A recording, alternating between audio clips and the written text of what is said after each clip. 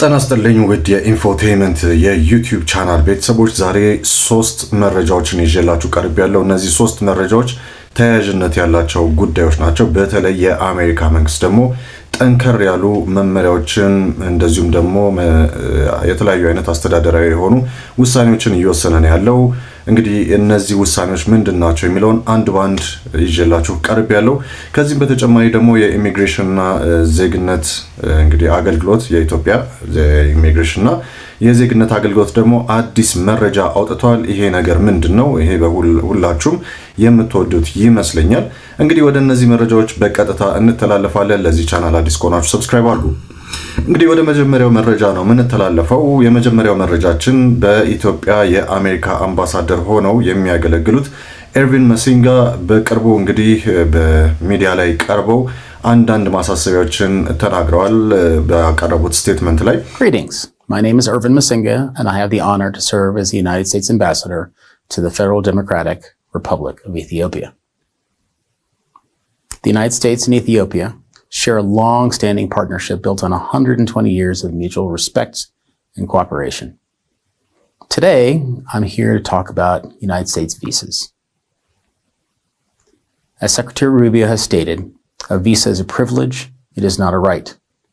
It is a privilege granted for a specific purpose.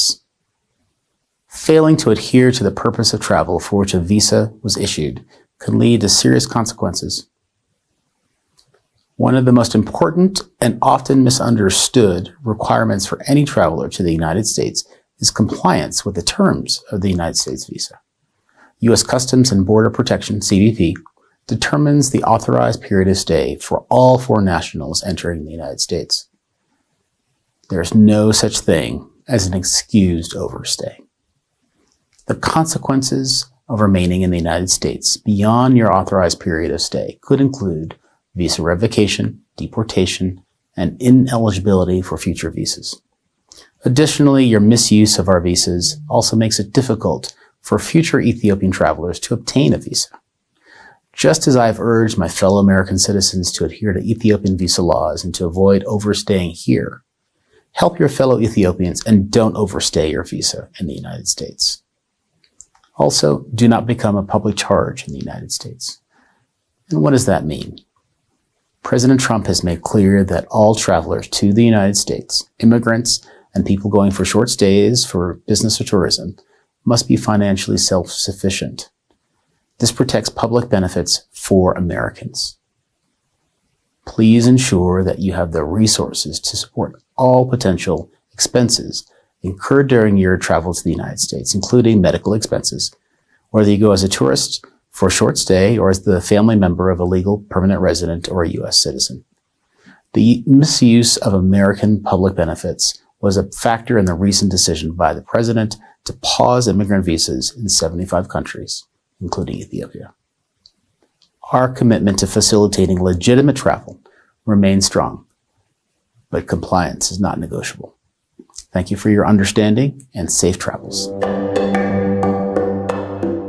እንግዲህ እዚህ ጋር ያነሷቸው በጣም ወሳኝ የሆኑ ነጥቦች አሉ። እነዚህ ወሳኝ የሆኑ ነጥቦች ምንድናቸው የሚለውን እንመለከታለን። በአጭሩ ለመመልከት እንሞክራለን። እንግዲህ የአሜሪካ አምባሳደር የሆኑት ኤርቪን መሲንጋ በኢትዮጵያ የአሜሪካ አምባሳደር ሆነው እያገለገሉ የሚገኙ ናቸው።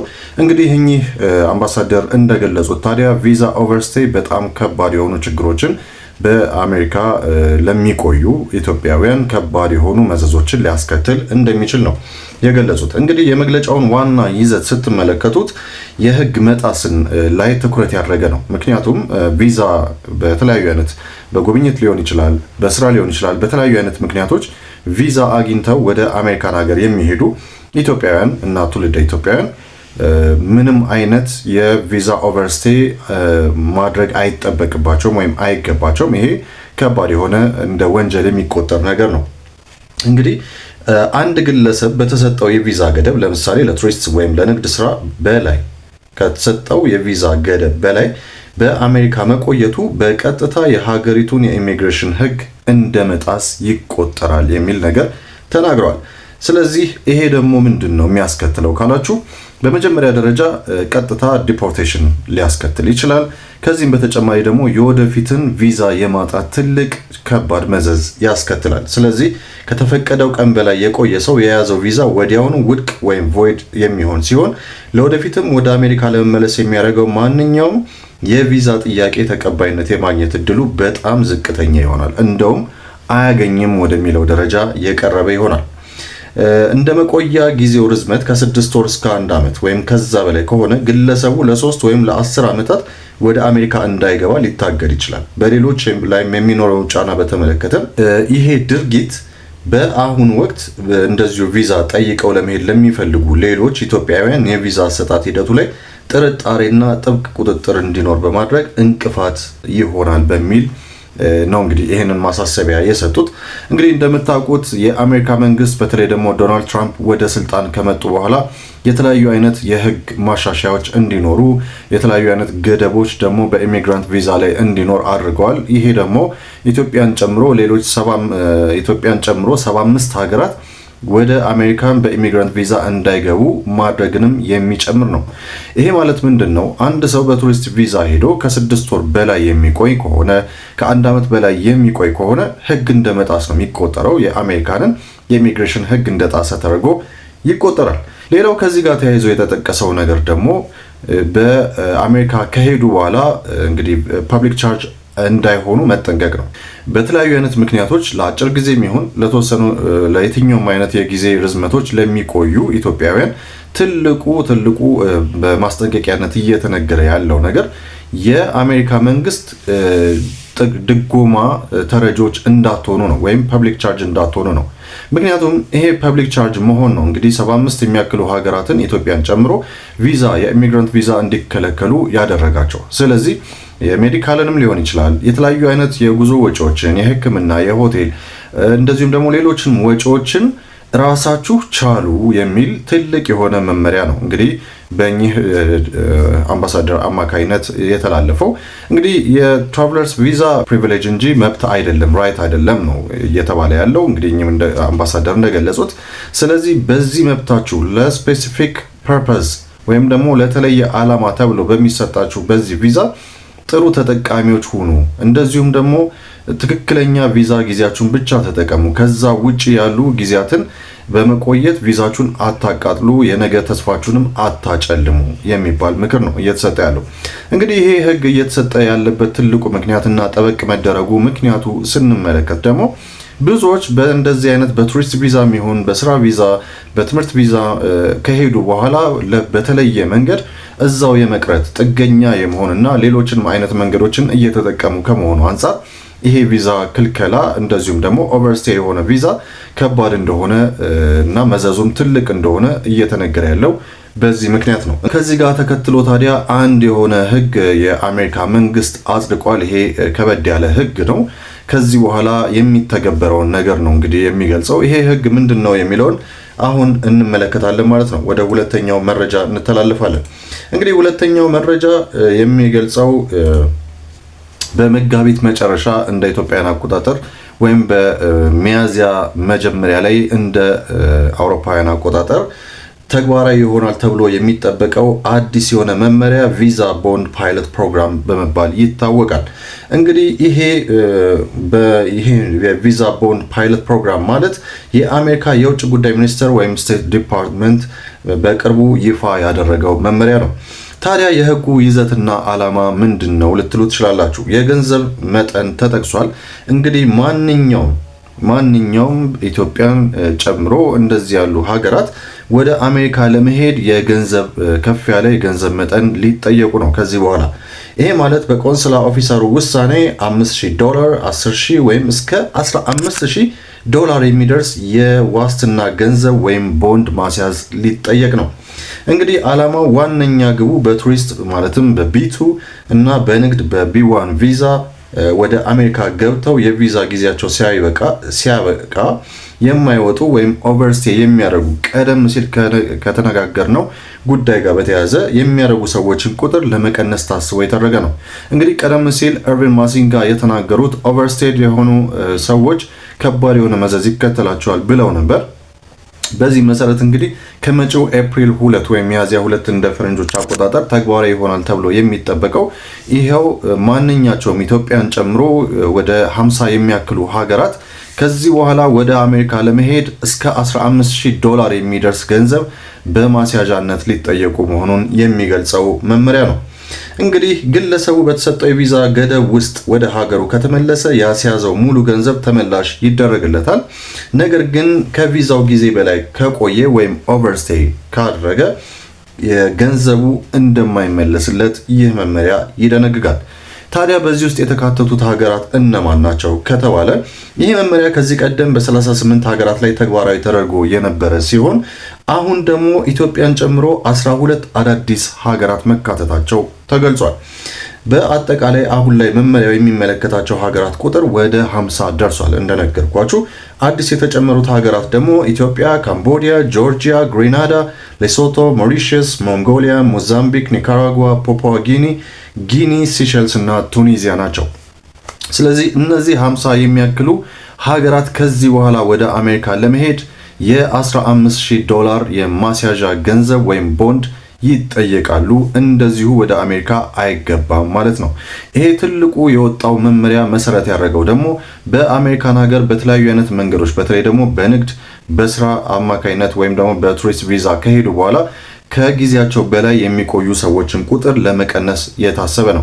ብዙ ጊዜ ቀደም ሲል መጀመሪያ ላይ ያነሳናቸው አምባሳደር የጠቀሱት ነገር ብዙዎች እዛ በተለያዩ አይነት ምክንያቶች ለአጭር ጊዜ ቆይታ ብለው ከሄዱና ቪዛ ካገኙና ከሄዱ በኋላ እዛው ቆይታቸውን ብቻም ሳይሆን ኑሯቸውን ለማድረግ የተለያዩ አይነት መንገዶችን ይፈጥራሉ፣ ጥገኝነት ይጠይቃሉ፣ ከዛ ፐብሊክ ቻርጅ ይሆናሉ የሚለውን ስጋት ከመቀነስ አንጻር ነው እንግዲህ ይሄ ነገር የተወሰነው። ይህ መመሪያ በሁሉም የቪዛ አመልካቾች ላይ የግዴታ ላይሆን ይችላል። የዋስትና ገንዘቡ እንዲከፈል የመወሰን ስልጣን በቪዛ ቃለመጠይቁ ወቅት ለሚገኘው የቆንስላ ኦፊሰር ተሰጥቷል። ይህ አሰራር ለጊዜው እንደ ሙከራ ወይም ፓይለት ፕሮግራም እየተተገበረ ያለ ሲሆን ውጤታማነቱ እየታየ እስከ ነሐሴ 2026 ወይም ኦገስት 2026 ማለት ነው ሊቆይ እንደሚችል እየተገለጸ ነው። እንግዲህ ስለ ቪዛ ቦንድ ወይም ደግሞ I-352 አከፋፈልና ስለ ፎርሙ ዝርዝር የሆኑ መረጃዎች አሉ። እንግዲህ ይህም በተመለከተ አንዳንድ ሁኔታዎችን እንመለከታለን። ይሄውም ደግሞ የክፍያ አፈጻጸሙ ወይም ደግሞ ፔመንት ፕሮሰሱን ነው። የዋስትና ገንዘቡ ወይም ደግሞ ቦንዱ የሚከፈለው ቪዛው እንዲሰጥ ውሳኔ ካገኘ በኋላ እንጂ አስቀድሞ እንዳልሆነ መታወቅ ይገባዋል ማለት ነው። የክፍያው ቦታ ክፍያው የሚፈጸመው በቀጥታ ለአሜሪካ የሀገር ውስጥ ደህንነት ሚኒስቴር ወይም ደግሞ ዲፓርትመንት ኦፍ ሆምላንድ ሴኩሪቲ ወይም DHS ለተባለው አካል ነው።